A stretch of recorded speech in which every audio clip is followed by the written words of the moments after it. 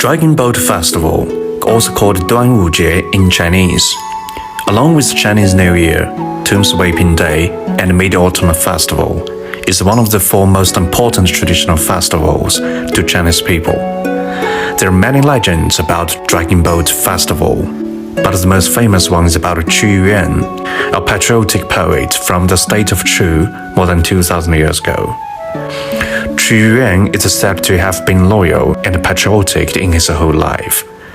When he realized that the decline of Chu was beyond recovery, and he could no longer save it, on the 5th day of the 5th lunar month, he threw himself into the river and died for his beloved homeland. Locals living adjacent to the river rushed into their boats to search for him.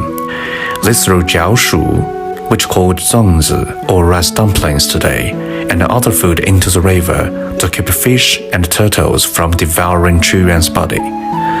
Later, to commemorate this patriotic poet, the customers of holding dragon boat races and throwing jiaoshu into the river and eating zongzi at home on the 5th day of the 5th month were passed down, and giving rise to the name Dragon Boat Festival. Different from other festivals, people never say Happy Dragon Boat Festival, but say Duanwu Ankang in Chinese when they want to greet each other. In 2009, the Dragon Boat Festival became China's first festival to be selected for the world's intangible cultural heritage.